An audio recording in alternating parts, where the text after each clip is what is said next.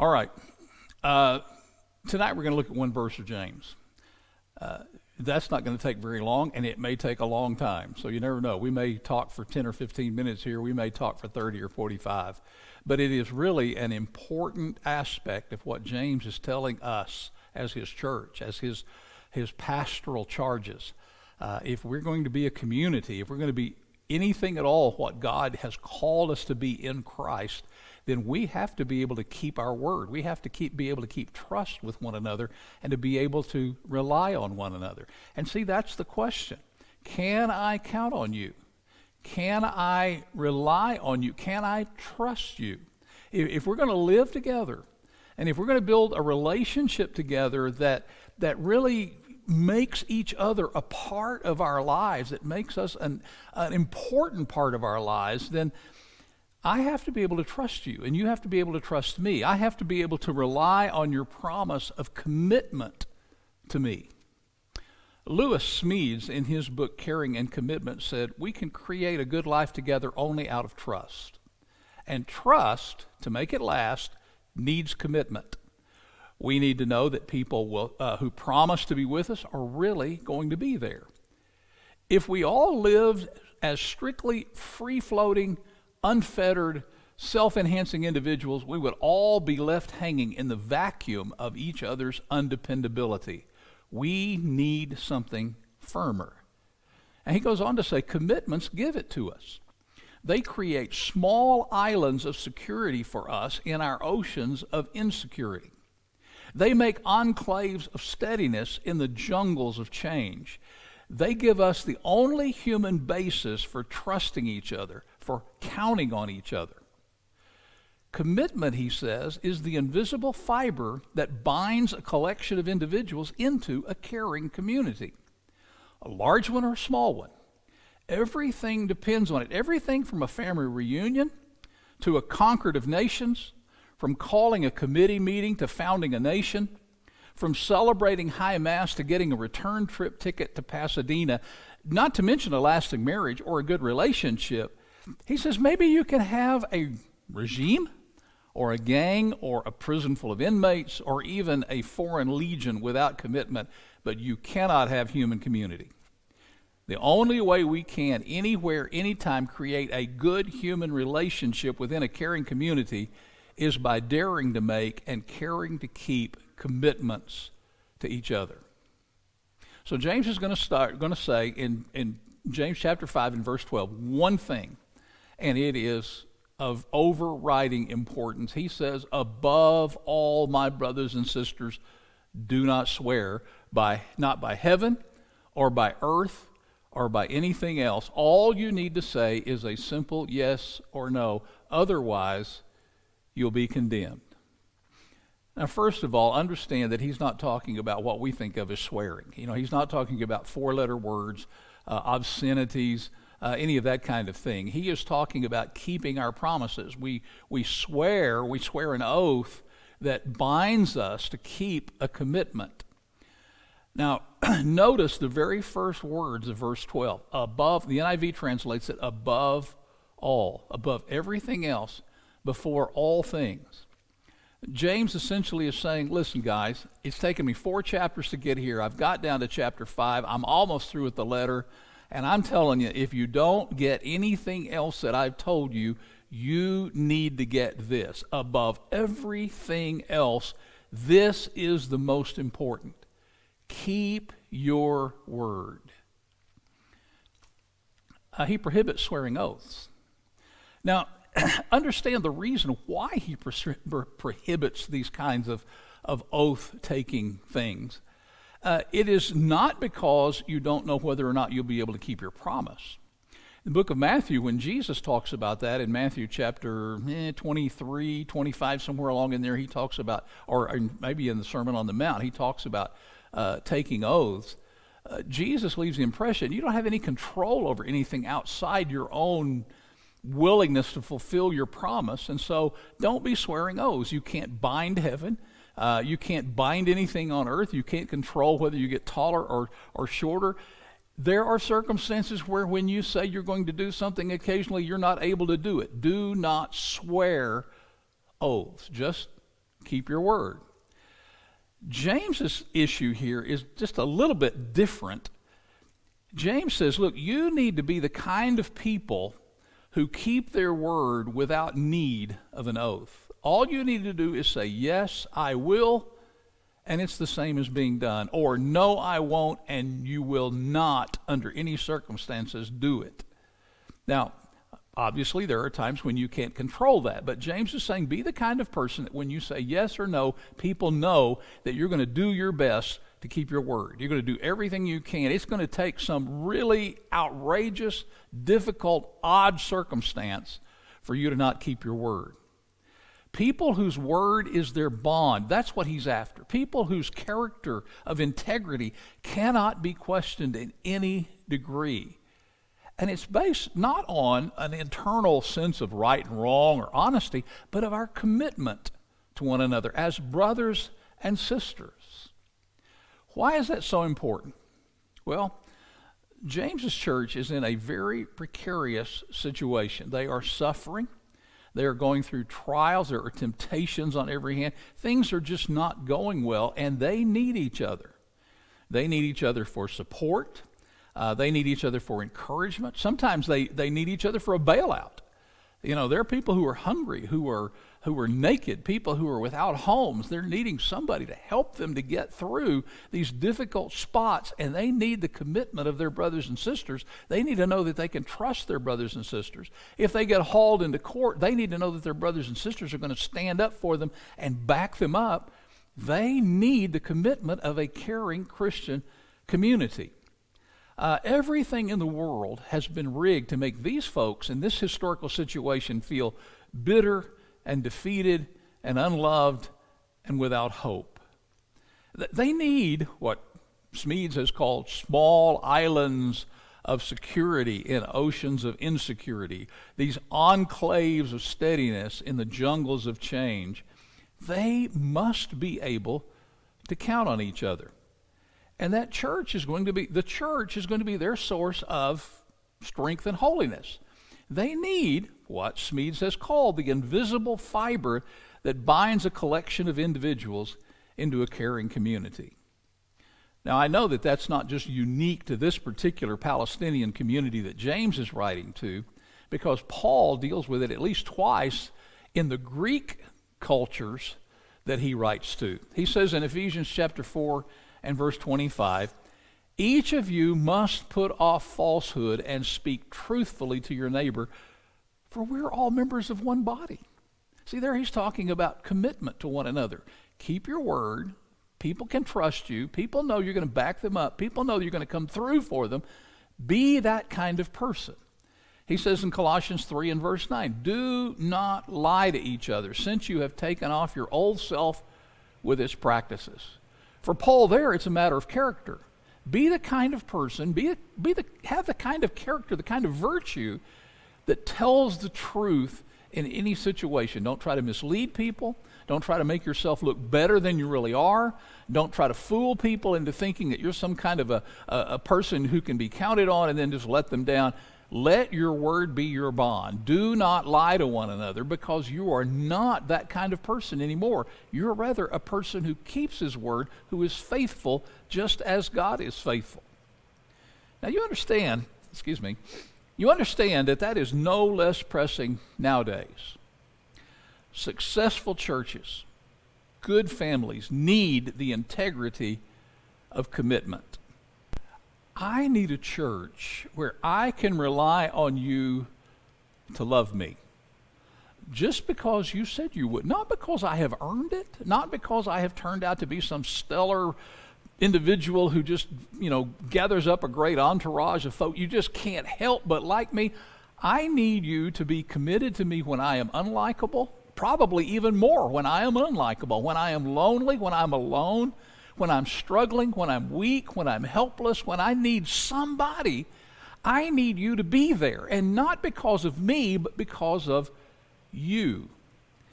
Not because I've created the right to be loved or earned the right to be loved, but I need you to care for me when I can't care for myself, to back me up when I'm attacked, and to pick me up when I fall, and to protect me when I'm in danger. I need a place, I need a church where I can trust you instead of wondering what reaction I'm going to get. Now, in a family, same thing is true. Spouses need to carry through on their promise to love each other. That's always in our wedding vows. I am committed to you, and it's a lifelong commitment. We will do that through thick and thin, through difficulties, through sickness, in health, whatever it is, poverty, wealth, whatever we encounter. I will stick by you, and we need to keep our commitment in that, to promise to love each other and exclude all competition. I am devoted to you alone as husband or as wife. A love that is not based upon convenience or as long as I'm fulfilled or as long as I'm getting out of this relationship what I think I need to get or as long as I can reach my potential in this relationship. We need rather devoted love. The Bible calls that chesed. It's a Hebrew word that just means faithful commitment, faithfulness. It's translated in different ways by different versions of the Bible. Some of them translate it steadfast love. Lamentations, the steadfast love of the Lord never ceases. The chesed of the Lord never ceases. And even people, can demonstrate chesed in their relationships with one another, a steadfastness that is not whittled away or chipped away by the circumstances of life, but a commitment that we have made to one another, and we keep that commitment. God keeps his commitment to us. Imagine the incredible thing that we do when we make a promise. You may not have thought about it in this way, but when you make a promise, you do one thing above all other things. You surrender your freedom. You are no longer free to choose at any future moment what you would prefer to do, but you have bound yourself. I have bound myself when I make a promise to certain choices and to certain actions. When I commit myself to you, then you become a part of me, so that now your relationship to me largely determines what I'm going to do, what I'm going to choose to do. Our commitment, Smead says, our commitment builds an invisible fence around us, and we freely choose to respect those limits. We surrender our freedom, but we also surrender our individuality. When I make a promise to you, I am binding myself to you so that I am no longer one all by myself, but now the two of us are essentially in some ways one. Now, obviously you're thinking already, well, I'm not married to anybody. No, you're not. But still, that commitment that we make as brothers and sisters or as Christian believers who have Christ in common and committed to one another, we have that kind of relationship, that kind of oneness and unity. Now, that's expressed, of course, altogether in a different way in marriage, because marriage is the ultimate commitment. I am devoted to my wife above all others except for the Lord Jesus Christ and my Father and the Holy Spirit. But when I make a promise to you, I bind myself to you. You have a right to expect me to do what I say. I have given up that right of choosing to do as I please. I've given up that freedom. We've already talked about that a little bit.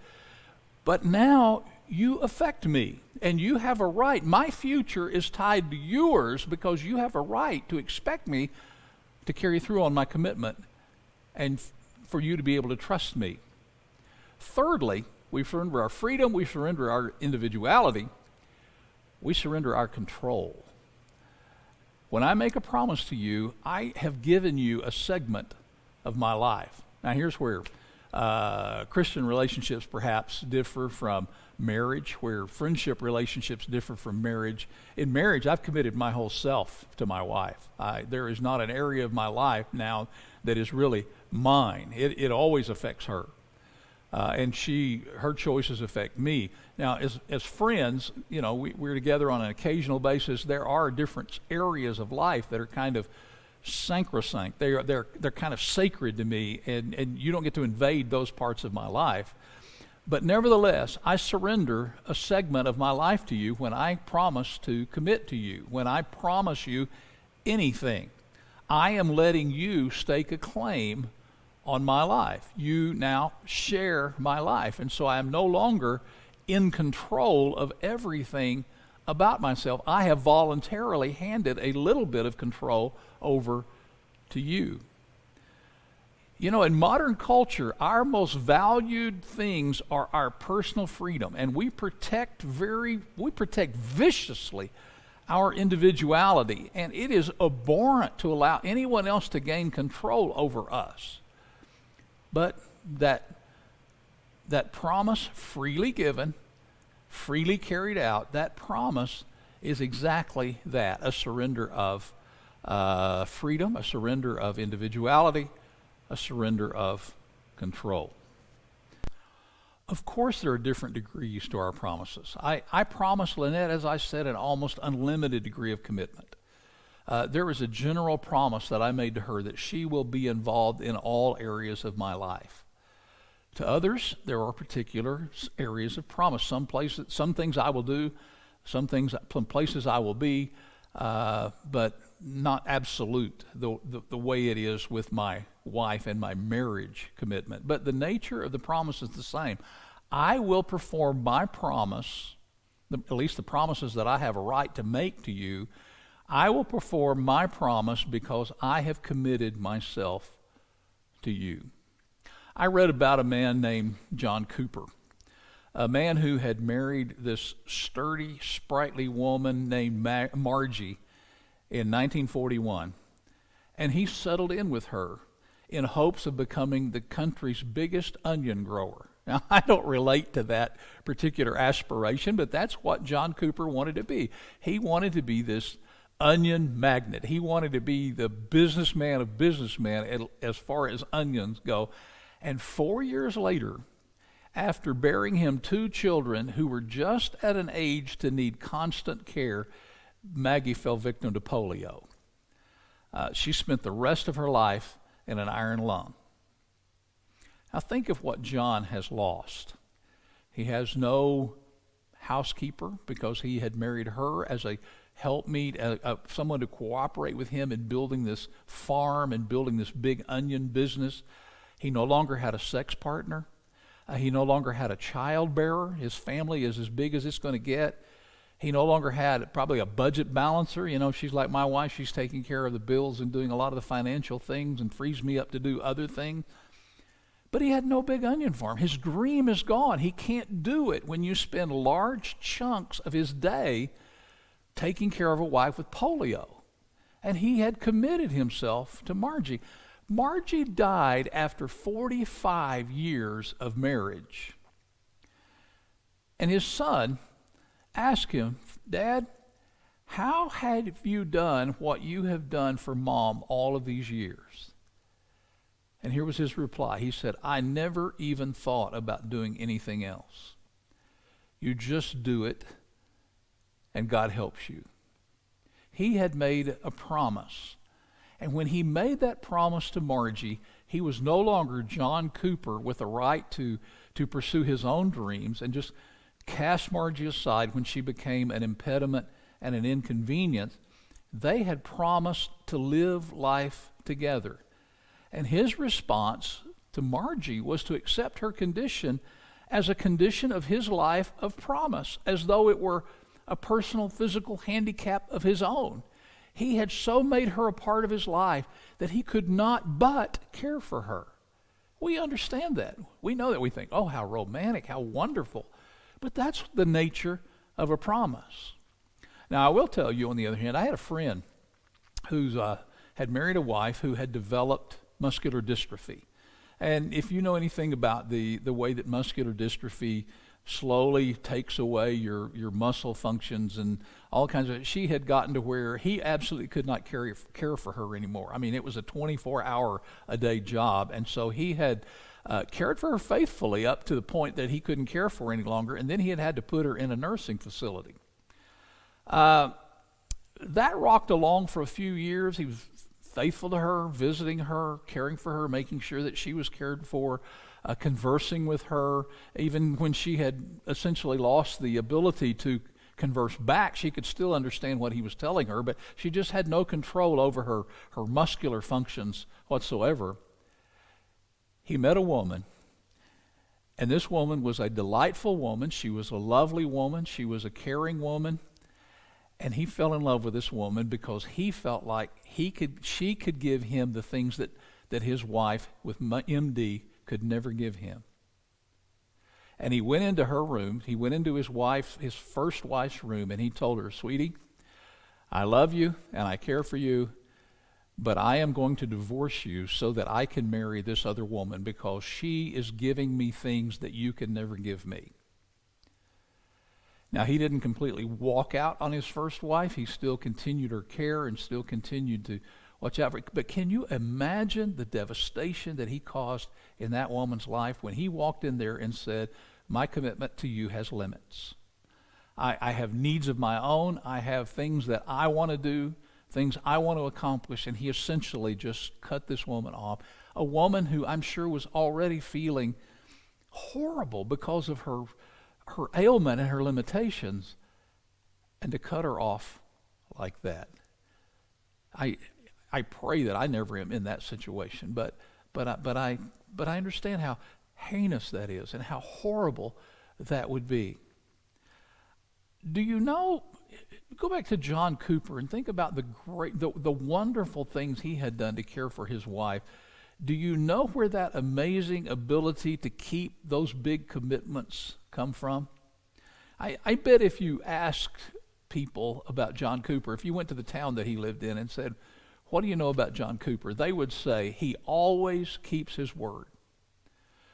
He has a reputation for commitment. He has a reputation for honesty. He is a man of integrity. The power to keep commitments is, first of all, a one-time decision that I'm not going to go back on. I'm going to commit to my commitments. But commitments, the power to keep big commitments is formed by a lifetime of keeping little commitments. You know, those little things that we tend to blow off because they don't seem very important, or we just shrug our shoulders and say, "Oh well, that's not important. I don't need to keep my word there, or I don't need to keep my commitment there." It's those tiny commitments that really add up to those huge commitments. Keeping appointments. When you make I'm going to be there at 9 o'clock. Be there at 9 o'clock. I'm going to be there. I'll be there at 5 o'clock. Be there at 5 o'clock. Doing what you promise. When you promise to be somewhere, to do something, to accomplish something, to pay for something, do everything you can to keep that commitment, carrying through on what you said you would do. And not slapping your forehead and saying, "Oh man, I forgot." And not shrugging and saying, "Well, I'm sorry, time just got away from me and I just simply don't have time." Or not the uncomfortable laughs that we often do and say, "Well, oh, you know how it is." But actually keeping our commitments. Do we really take our commitments seriously? Think about it. I mean, we take a real chance in promising things because, after all, the unforeseen happens. Things come up. Time changes things, and that often gives us an excuse or gives us an out. "Well, I can't help it. It changed, and now my commitment is different. The situation has changed, or my feelings have changed, or my abilities have changed, and so I think that I am excused from carrying through on my promise." You know, we sign up for something, some commitment. I think I'm sitting in the fellowship hall and I think of funeral meals. Well, I know I signed up and I know it's my turn to help and I know that I made that commitment, but it's just not a good time for me right now. I'm just a little bit too busy. It's not convenient. I don't have time. Can you get someone else? You know, there are those kinds of commitments, or those kinds of ways that we tend to want to wiggle out of commitments. Promises have become to us, in some senses, optional and conditional, but they're not. James said, "Above all, my brothers and sisters, do not swear by heaven or by earth or by anything else." All you need to say is a simple yes or no. Just do it. Otherwise, you'll be condemned. Swearing by heaven or earth or anything else, I mean something stable, unchanging, dependable, as sure as these things are dependable, I'll fulfill my promise. But when things do change, oh, wow, things aren't very dependable after all, are they? I mean, surely you don't expect me to let your yes be yes and your no be no. Think about the promises you have made. The promises you have made to your friends, the promises you have made to your country, the promises you have made to your family, to your wife or your husband, the promises you have made to Jesus. Have you accepted some responsibility in the church, whether it's an elder, a deacon, or teacher, or some other kind of service? Are you doing the job you said you would do? Are you keeping your promise as a parent, or as a husband, or as a wife? Those commitments are vital. Those commitments are so very important. Jesus is going to say, if you're faithful in little things, you'll be faithful in the big things. And we think, I keep my commitments to Christ. It's the other little commitments I have trouble with. And Jesus said, if you're having trouble with your little commitments, you're going to have trouble with those big commitments as well. Keep your word. Keep your promises. Keep your commitments. Thank you.